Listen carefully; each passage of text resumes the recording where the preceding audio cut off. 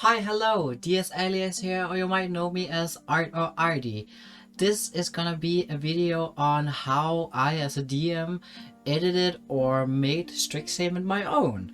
So first off, the title of this video might be a little bit misleading because I have a lot of love for this campaign setting in general. Just this entire book. A little bit of backstory, magic is one of my favorite things in D&D ever. So to make an entire school dedicated to the ways of manipulating and using magic in new different ways is just perfect to me. That's why I was very excited for this campaign in particular.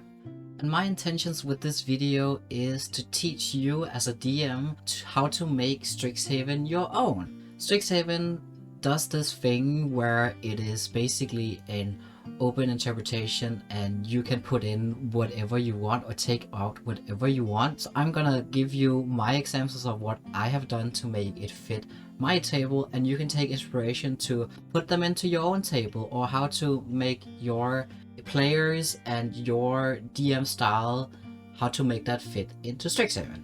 And the reason why I'm doing this is I love to go on YouTube seeing these videos of how to fix campaign or modules, and I haven't really seen anything of that of Strixhaven yet. So I felt like I would put in my shot into the basket and give my take on what I have done. And just a little disclaimer, everything I'm about to say in this video and these upcoming videos of this series, this is built for my table and my players. It might not be for everyone, but you are more than welcome to take whatever I'm saying in this video and implement it or take it away from your campaign as well. And that goes for not only Strixhaven but also other campaigns as well. So this is just like my take on all of it. And of course, everything that I am covering in this video will have timestamps that you can see here. So you can just skip to whatever you feel that you need, or you can just stick around for the entire video, which would be very much appreciated if you did that. So first off, I would definitely like to say that one of the biggest things that I love about Strixhaven is that I, as a queer person, can make this place a safe place for other queer people such as myself. Which, of course, you can do that in every other campaign setting, in every other world, wherever you want. Of course, you can make it a safe place for the people you're playing with or yourself. But I feel like Strixhaven makes it a little bit easier to do so, which I appreciate very, very much, and is one of my very, very favorite things. And my most favorite thing in this book is this little screen grab here, which is basically saying, if you're disabled, Strixhaven will accommodate for you. You don't have to walk upstairs if you're in a wheelchair or have bad legs.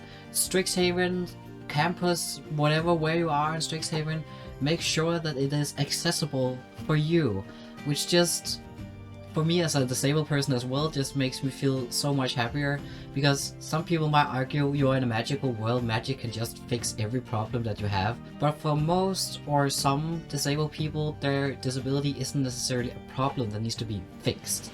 So I feel like that's a really, really good, and that's just my favorite thing of this entire book.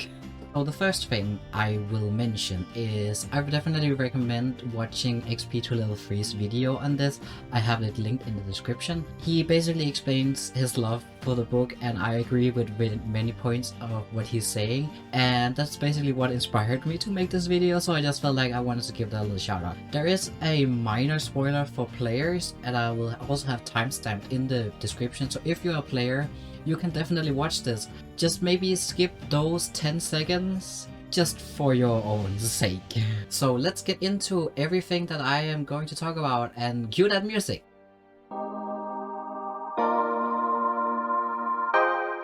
Just as like Jacob said in his video, this is definitely a skeleton.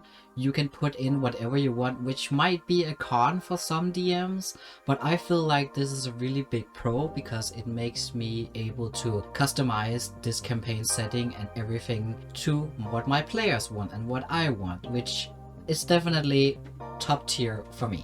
If you don't like how the relationship encounters and point tracking works, then you can just take it out. If you don't like how the exams are run, then take it out. If you'd like to implement more things, you can just put them in and make it really your own. And by making it your own, you can really make some unique adventures and campaigns, which will be much different from every other table who have run Strixhaven before, which just creates good stories to tell later, which is really nice, including you'll have a ton of fun at Strixhaven. That's just an added bonus. I also really like that it is on a remote place. It does have a little bit of lore with the whole Arcavus and being in the Magic the Gathering setting, but I feel like it takes a lot of pressure away from the DM, so the DM don't have to know a bunch of lore about the Forgotten Realms or have pinpoint on their homebrew campaign of everything that the players might want to know. This is a locate place. You don't need to know any lore at all. You can just plump them in, the adventure is ready, and you're just gonna have fun with your players. For the cons of this book, there really isn't that many in my opinion. One of the opinions that I've heard a lot about around the internet is that the plot is a little bit vague. It's very simple, but the pro of this is it is very easy to manage as a DM. Plus it is very easy for the players to handle. So I definitely feel like it's a very good plot for first time players, also because everything is very loose and it's very roleplay heavy, so I feel like it's very good for an introduction for new players. My second con of this book is, what the is the Auric? And don't get me wrong, I feel like it's a very cool idea, but I'll get into that a little bit later in this video as well. I just feel like the book could have been a little bit clearer on what exactly it is. Maybe I'm just dyslexic as heck and didn't read it properly. I just got very confused about it.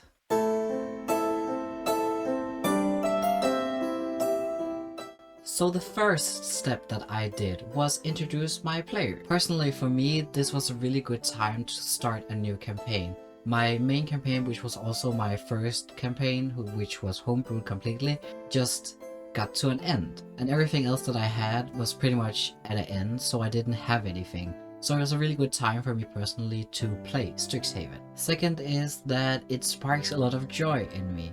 As soon as I got the book, I read it. I love the setting, that it is on a magical school far away from everything. The relationships, the exams, everything just pinpoint perfect for me personally. Because the other campaigns I have run have been homebrew campaigns that I had to put everything into, making the world, making the lore, making dark cities, NPCs. Here it just made sense, and I really liked that. And for personally, I had a really small group. I had 2 new players who really wanted to play D&D, and we decided that we were gonna run a campaign anyways, and now I had the time to DM, so we decided that Strixhaven was the choice for us.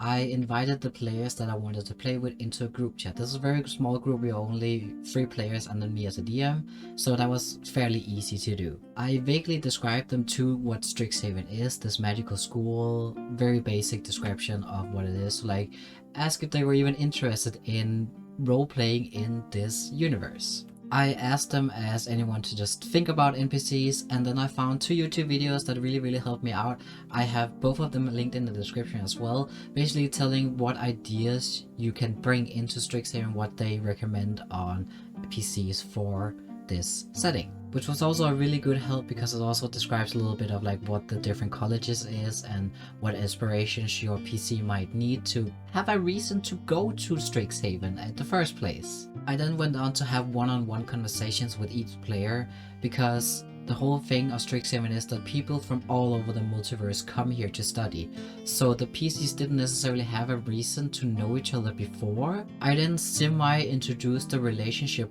points and how it worked, and then I also asked my players to make NPCs. You see all of these beautifully filled out NPCs? How beautiful and well crafted they are? I don't like any of them. This might be very controversial, but I read through the NPCs and I didn't really like any of them. And I felt like if I was gonna roleplay them, which I was gonna do a whole lot in this campaign, I would have to have some kind of connection with them, which I didn't. And how to fix this will come a little bit later.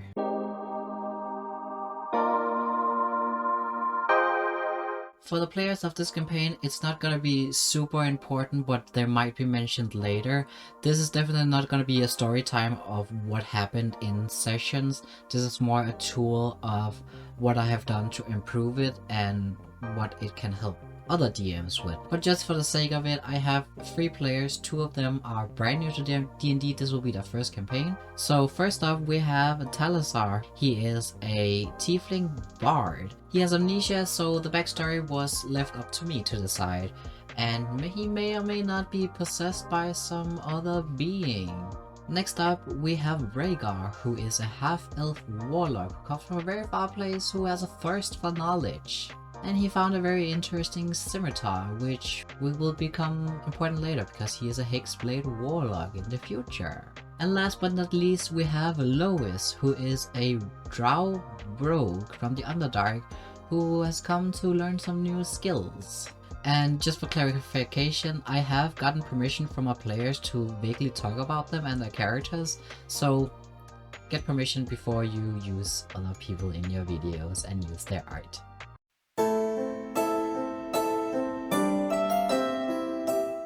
Session 0, I'm not gonna go way too into this. There is a bunch of videos on YouTube on how to run Session 0s. I basically just ran it very basic, explaining the basic things, telling them about Strixhaven, about the relationships, vaguely about the exams, and then we talked about the characters.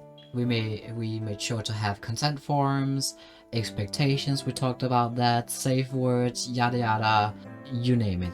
Basic Session 0.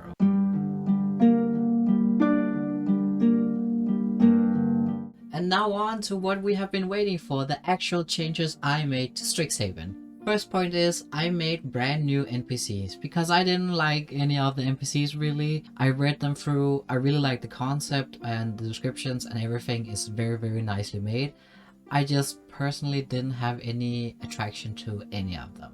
So how I handled this was I texted my players saying, I would like for each of you to make 1 to 3 NPCs that you would like to meet at Strixhaven. I did have a little bit of mess up with it, but we figured it out, so just roll with it. Because I felt like it was important for my players to have NPCs that they wanted to talk to, instead of something that I came up with or this book decided that they would. Another point is, I really like the idea of art from campaigns, because I'm also an artist and one of my friends is an artist, and I felt it would be weird if I drew Tusk with one of my PCs and then in someone else's campaign Tusk was an asshole, and I just felt that was a little weird.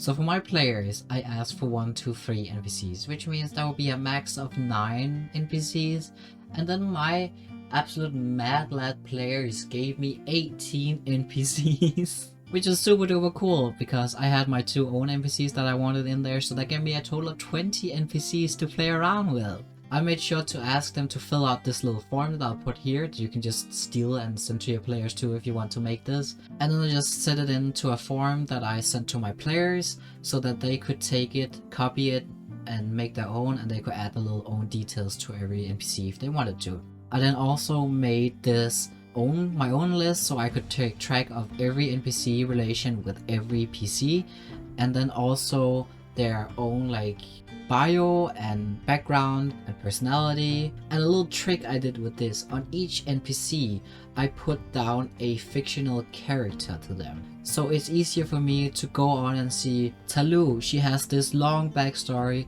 and personality and expectations and whatnot. Instead I can just say, oh, she's Twilight Sparkle. And I would try and embody that character as best as I could, because the PCs will jump from each place to each place, so it's going to be hard for me, for example, to have 20 character info and everything up here at once while running the campaign, while monitoring the plot and exams, while also making sure shop prices is good, but also making sure that... So I just felt it was a lot easier to put on characters to each of my NPCs so I could navigate it easier. A big shout out and thank you to Kat for helping me out with this. It made it a lot easier. The second change that I made was fuck the org. And again, I mentioned this a little earlier, I feel like the book didn't give much explanation on what it is. And don't come after me in the comments, I think it's an awesome idea. When I found out what it was and read about it, it is amazing. I love it and I'm gonna steal it for other campaigns. But for Strixhaven, I feel like it's a subplot. It is something that you can choose to add and put in, but I feel like if I also implemented this, my players might get confused about what is the Auric plot and what is the main plot, and I didn't want to get them confused. So I just chose to take it out and just run the plot as it is in the book. Third change I made, handouts. We are playing in person, which is gonna be the first campaign that I'm running in person. Otherwise I played via Discord and Facebook chats and whatnot. So this is gonna be very exciting for me, so more on that in a little bit.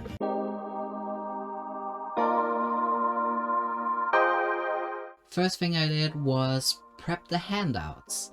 Again, we're playing in person, so I can actually make handouts and give them to my player instead of just sending them a picture or a PDF file or whatever on Discord. So spend a little time setting up little descriptions of the items and cut them out into slits so I can just give them whenever I needed to. And what this does is basically take away that my players or I possibly had to buy the items on D&D Beyond, and instead I can just give them for free, and the only thing it would cost was ink from my printer and paper. Plus it was really fun, so I really don't mind this prep at all. I decided to run each level by level for sessions, so I decided to like prep a level at a time for each session. And what I did is I read through whenever there was an NPC or professor, and then I thought, could I replace this NPC/professor with an NPC that I already had, so I could implement those into the and then also make sure that that would lead up to a possible relationship encounter with an NPC and the PCs. I then made sure to scour the entire internet for maps, battle maps, and everything. And I've done the work for you, so why not share it? I have a link to the Google Drive in the description where I have all maps that you need for this campaign in there. I have a few pictures of monsters, atmosphere, handouts are in there. So you can go ahead and check that out if you want to. I also made this little handy dandy battle map kinda situation, so I didn't have to go out and purchase one. And this is a A4 paper sheet that's basically just a grid, so it fits dice, and I used D6s for the PCs and D4s for enemies. So it just had a little visual of a battle map whenever an encounter was happening. That is also in the Google Drive if you want to have this. I then also included some new relationship encounters. For example, I had an NPC that I wanted to implement very much because I'm biased and it's my NPC. So I wanted to make a moral check on my PCs where a bunch of people and new students and whatnot were bullying a girl, and this would basically be, will the PCs take action and actually help her, or will they just ignore it? And luckily for me, they did handle it very well. So I just made sure to include some of these so the people could both meet the romanceable NPCs, the friendships, and also the rivals. The last thing I did as actual DM prep was read the book. I read through the entire book before I even started planning anything, which I think is a really good idea, so you get the plot of it. But that's basic DM knowledge or advice. You can do whatever you want. I just felt like it was important to me. Other than that, I just did other normal DM preparations. You can look up YouTube videos on how to prep for D&D as a DM. I do my own thing by now, so I'm not gonna go too deep into that.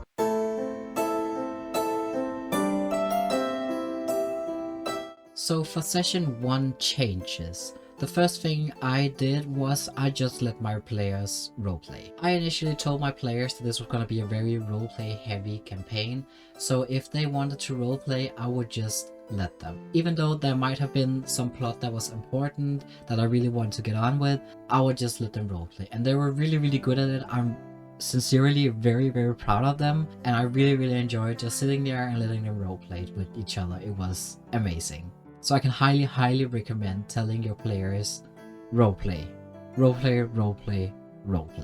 For the first session, I chose to make less rolls. Of course, there were instances, for example, in combat, of course you have to roll to see if you hit and you have to make saving throws. But if they wanted to do something cool, I would basically let them, of course with caution.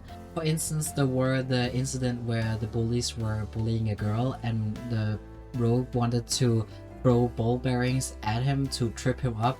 So the warlock also assisted in tripping out a foot to make sure that he actually fell. And I was like, they don't need to make a roll for that. I'll let them do them. So they did, and that made a really fun instant. Third thing I do, because now we're playing it in person, I printed out the maps and put them in a little folder. And what I did was I put this on the table, and then I had each player point at each number, and then in the book I would just read out the title of it. So I'd say, oh, number 1 is the entrance and number 2 is like the help desk or whatever. I can't really remember what the numbers are, but that's not important. Just to give them a, hey, this is how it looks, this is the places that there are in this place. So when they went on to the clues, they actually knew what locations were in the biblioplex. So I highly recommend doing that. I then added a encounter, just a tiny one. Just before everyone would enter the biblioplex, I made sure that the PCs were standing just outside, and here they actually surprised me and made a little bit of roleplay with each other, so introducing themselves to each other. And what I did was adding gelatinous cubes to this. So what I did was I just had 3 small gelatinous cubes, the size of a dog, basically just homebrewing up some shit. Made them attack them, so they had an introduction of you have to combat, so you have to speak, you have to talk. And that, I feel like, is just a general good idea to throw at your players at the very first beginning of first session. The DM side of this, I basically just gave them a d6 plus 1 attack, and if they managed to hit, they just got a little bit of damage. Not too much. These people are level 1, they don't need to get a lot of damage. And I just let my players hack at it if they want to. My players ended up just saying it's not worth it and left, which were completely fine. So that just shows that there's multiple ways to handle one problem.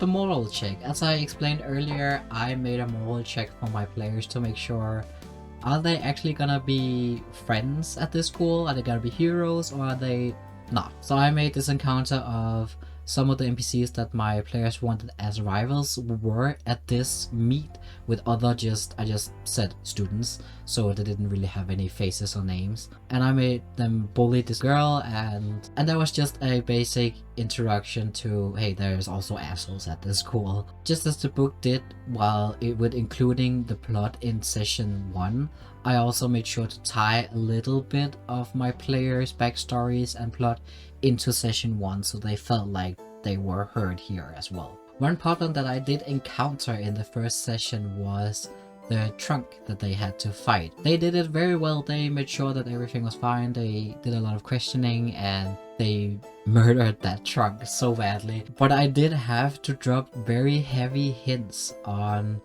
are you sure you are just leaving the trunk? Do you not want to look around or anything? And again, I feel like it might be a bad idea to introduce plot hooks at the very first session, but eventually my players did pick up on it and I made sure that they got the hints. Dorms. Just as Jacob said on his video, Strixhaven doesn't give you any description or anything about the dorms, so I just made it up by myself. So my idea of it is first years are all in the same dormitory, and then when they move on to their respective colleges, they could choose to stay or move there. And what I did was basically, I know there's gonna be a lot of downtime in the rooms. I also have some encounters in the future that's gonna happen in the dorm rooms. So I chose these 3 players are gonna be in the same room. So I just gave them the same room. I made sure that they have opportunities to roleplay together more in the dorms. Something I added that was specific to my table at the night, I added a little bit of plot to 2 of my players that has connection to their past or what is going to happen in the future. One thing I forgot was that the frogs had to throw up the black ichor. So after the combat, I was just like, oh, you see the frogs are covered in the same ichor that you found on the track. So that's just like improvised on the spot, really. I just thought I would include it as well. Exams runs around the corner. I felt like the exams were really hard to run. At first, I thought the studying phase of up until the exams are extremely fun and creative. I love that part, but I felt like the exams were not so fun. There's not much to it. You just sit at a desk and I explained, okay, here's a multiple choice, now roll to see if you do it or not. I would like to know if what you guys have done with this, because I felt like that was extremely boring and I don't feel like I found anyone who have to come up with any creative way of how to fix that. Unfortunately, one of my PCs failed the exam and the book doesn't give much. It's just giving you a little bit of idea of what you can do to if anyone fails. I think in the book they recommend that they just get taken away from jobs and extracurriculars for the rest of the semester or until the next exam or until they pass another exam. So I will have to come up with something creative on what my